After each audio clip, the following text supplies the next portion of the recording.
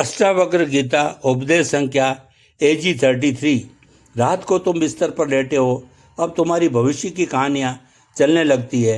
अगर मेरी नौकरी चली गई तो क्या होगा? अगर मैं बीमार पड़ गया तो मेरे बच्चों का क्या होगा?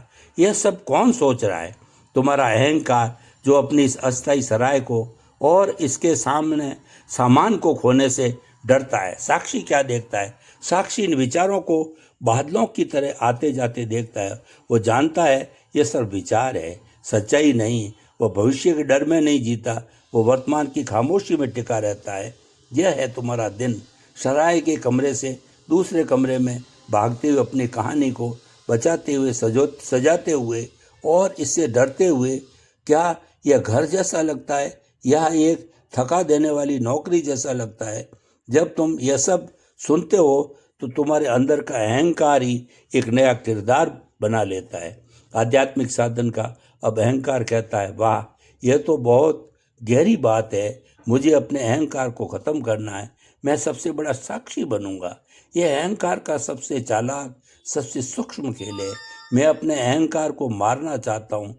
इस वाक्य में मैं कौन जो मारना चाहता? वह अहंकार ही है। ये ऐसा ही है जैसे अंधेरा टॉर्च लेकर खुद को ढूंढने लगता है। तुम अहंकार से लड़ नहीं सकते, क्योंकि जिसे तुम लड़ोगे उसे तुम सच मान लोगे। तुम उसे और ज़्यादा ऊर्जा दोगे। अगर मैं तुमसे कहूँ अगले 5 मिनट तक एक बंदर के बारे में मत सोचना, तो तुम क्या सोचोगे? सिर्फ बंदर। तो अष्टावक्र कहते हैं, लड़ो मत, ख़त्म करने की कोशिश मत करो, बस देखो। Just watch. ये देखना क्या है? यह कोई तनावपूर्ण क्रिया नहीं। यह जबरदस्ती ध्यान लगाने जैसा नहीं है। यह बस एक सहज ढीला छोड़ देने वाला एहसास है, जैसे एक बालकनी में बैठकर नीचे सड़क पर चलते ट्रैफिक को देखते हो। तुम हर गाड़ी को पकड़ने की कोशिश नहीं करते। तुम उन्हें जज नहीं करते कि यह गाड़ी खराब है व अच्छी है। तुम बस देखते हो। गाड़ियाँ आती है और चली जाती है। अपने अंदर के ट्रैफिक के साथ भी यही करो। जब गुस्से का विचार आए तो उसे देखो, अच्छा या गुस्से का विचार है। देखो कि शरीर में कहाँ महसूस हो रहा है। क्या तुम्हारी मुट्ठियाँ भेज रही है? क्या तुम्हारा चेहरा गर्म हो रहा है? बस एक वैज्ञानिक की तरह देखो, बिना लिप्त हुए। जब डर का विचार आए तो उसे देखो, यह डर का विचार है। देखो ये कैसे तुम्हारे पेट में एक गांठ बनता है। जब मैं कितना महान हूँ का विचार आए तो उसे भी देखो। देखो कि ये कैसे तुम्हारे सीने को फुलाता है।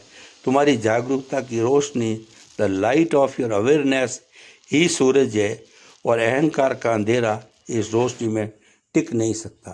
तुम्हें उसे भगाना नहीं पड़ता। तुम बस रोशनी कर दो, अंधेरा अपने आप गायब हो जाएगा। जब तुम अपने में मैं की कहानी को बिना जज किए पूरी ईमानदारी से देखना शुरू करते हो तो तुम्हें इसका खोखलापन दिखने लगता है। तुम्हें इसकी बेवकूफ़ी पर हंसी आने लगती है। और जिस पल तुम्हें अपने ही अहंकार के नाटक पर हंसी आ जाए, तुम आज़ाद होने लगते हो। जब तुम सराय से निकलकर अपने घर यानी साक्षी भाव में जीना शुरू करते हो तो क्या होता है? क्या तुम एक भावना शून्य पत्थर इंसान बन जाते हो? नहीं, बिल्कुल उल्टा होता है।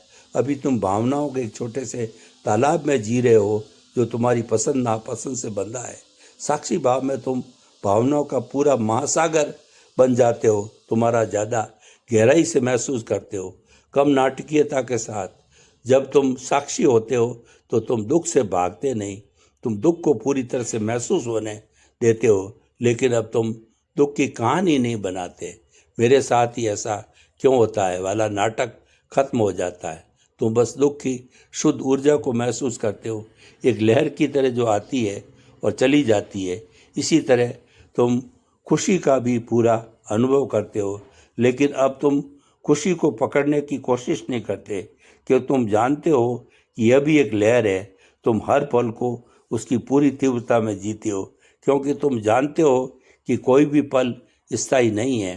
तुम प्रेम करते हो, कब्जा नहीं। अहंकार का प्रेम एक सौदा होता है। मैं तुमसे प्रेम करता हूँ ताकि तुम मुझे पूरा करो। साक्षी का प्रेम एक बहाव होता है। तुम प्रेम करते हो क्योंकि तुम्हारा स्वभाव ही प्रेम है। जैसे फूल अपनी खुशबू बिखेरता है, तुम दूसरे इंसान को बदलने की कोशिश नहीं करते। तुम उसे उसकी पूरी आज़ादी के साथ स्वीकार करते हो। तुम एक बेहतर दोस्त, बेहतर पार्टनर, बेहतर माता पिता बनते हो, क्योंकि अब तुम्हारे रिश्तों में डर की वजह समझ होती है। तुम काम करते हो, चिंता नहीं। अहंकार काम करता है परिणाम के लिए, पैसा, शोहरत, ताकत, और इसलिए वो हमेशा चिंता में रहता है। साक्षी काम करता है क्योंकि काम करना एक आनंद है, एक सृजन है। तुम अपना सर्वश्रेष्ठ देते हो, लेकिन तुम परिणाम से नहीं चिपकते। तुम जानते हो कि हार और जीत कहानी का हिस्सा है, तुम्हारी सच्चाई का नहीं। यह गीता का कर्म योग है, सो साक्षी भाव से ही संभव है। तुम आश्चर्यजनक रूप से ज़्यादा प्रभावी और रचनात्मक हो जाते हो, क्योंकि असफलता का डर तुम्हें पंगु नहीं बनाता। तुम अकेले होते हो पर एकांकी नहीं। अहंकार को हमेशा भीड़ चाहिए वैलिडेशन के लिए, वो अकेलेपन से डरता है। साक्षी अपने आप में पूर्ण है। तुम घंटों अकेले बैठ सकते हो और बोर नहीं होते, क्योंकि तुम अपने सबसे अच्छे दोस्त यानी अपनी चेतना के साथ तुम लोगों की संगत का आनंद लेते हो, पर तुम्हें उनकी ज़रूरत नहीं होती। यह सबसे बड़ी ताकत है। घर वापसी की यात्रा, दी जर्नी होम, यह कोई एक दिन की घटना नहीं है। यह कोई ज्ञान उदय का धमाका नहीं है। एक पल पल की वापसी है। तुम हजारों बार भूलोगे, तुम फिर से सराय की किसी कब्र में खुद को कैद पाओगे, तुम फिर से अपनी कहानी के साथ एकाकार हो जाओगे। लेकिन अब फर्क यह होगा कि तुम्हें याद आ जाएगा, गुस्से के बीच में, चिंता के बीच में अचानक तुम्हें याद आ जाएगा, अरे मैं तो देखने वाला हूँ, मैं ये गुस्सा नहीं हूँ। यही याद आना, यही जागरूकता ही तुम्हारी साधना है। जिस क्षण तुम्हें याद आता है उसी क्षण तुम घर लौट जाते हो।